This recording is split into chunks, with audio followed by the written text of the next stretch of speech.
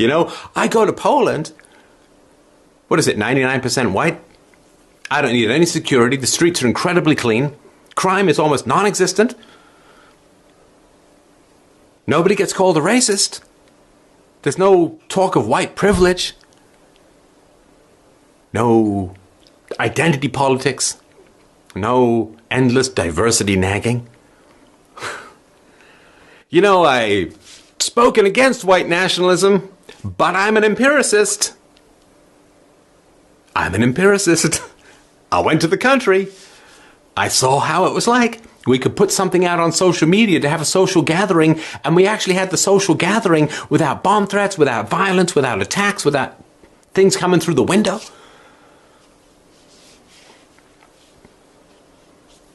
I've spoken out against white nationalism, but I'm an empiricist. I'm listening. I'm listening to my experiences. Can't argue with the facts. Can't argue with the reality. I mean, you can, but...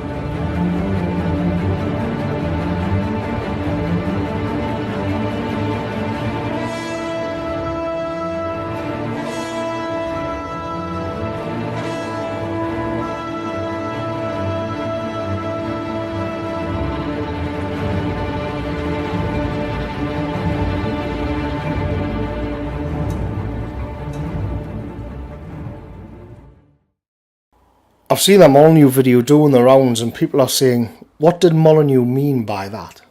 Is it a dog whistle to the alt-right? Is Molyneux our guy, finally? And the answer to that is no. But what he is saying is that classic liberalism cannot refute what the white nationalists have to say. He's so exasperated that he's trying to draw on all the intellectual tools available to the Enlightenment liberal, and nothing works anymore. The politically correct multicultural society is turning Molyneux's liberal values into a beached whale of an ideology. The irony here is that many of these Enlightenment internet pundits have spent the last 2 years tearing into the alt-right and white nationalists, and they point out that the way they see the world is a throwback to another era, or that we're inhumane or fascistic. People often say that these liberals don't have solutions themselves, that they're just fence sitters, that they don't put any ideas on the table. In actual fact, they do put ideas on the table. It's just that they're retarded, and if you dig deep enough, it's their catastrophically flawed understanding of the world which is in many ways responsible for the shit that we're in now. Let's just stick with Poland as Molyneux's example of a European nation which isn't a complete nuthouse. Molyneux makes a few points here, and what's interesting is that in each case classic liberals would have undermined what it takes to make Poland a relatively decent place to live and raise a family and, well, belong. Firstly, it's as good as a mono-ethnic, but that wouldn't matter to classic liberals because they do not believe in or recognise the value of collective groups. Instead, what they prefer, the very core of their values, is the individual and his rights. So you could jumble up the Polish people with the rest of the world. You could slice and dice the Polish population, break them down, jumble up the ethnic fabric, and it wouldn't matter one bit as long as one individual did not infringe upon the rights of another individual.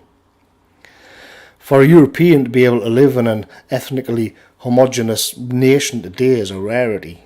Within it, the individual can feel a sense of belonging and security. They can genuinely be.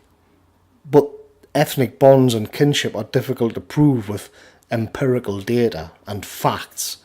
So this too, as a concept, as a way of being, is undermined and pilloried by classic liberals. After all, if nobody is doing you harm, if an immigrant is not actually raping your daughter, then what do you have to complain about? They'd say, I don't give a shit about your feelings. It doesn't matter that you have kinship or you feel something. I don't give a shit. Because everything has to be whittled down to pure logic and reason. That's what the Enlightenment brought to the world. All metaphysics, all wonder was swept away. But Poland is a deeply conservative country, and that, in large part, springs from Poland's Catholicism. That's the reason the lefties aren't going full retard and sending bomb threats and breaking the society down. There's social pressure against destructive ideas against cultural Marxism and Antifa. But who needs religion when you can have Richard Dawkins calling religion a fairy tale and God a sky fairy, gutting your culture of all meaning except that which is to be found in Enlightenment values and empiricism, the very same empiricism which leads Molyneux to come to the conclusion that the society created by liberalism is a barren wasteland, and that the society built on the values opposed to liberalism is not that bad. Imagine the mentality of the classic liberal who looks enviously at Eastern European countries, knowing that the only reason they're better places to live is because they oppose your liberal values.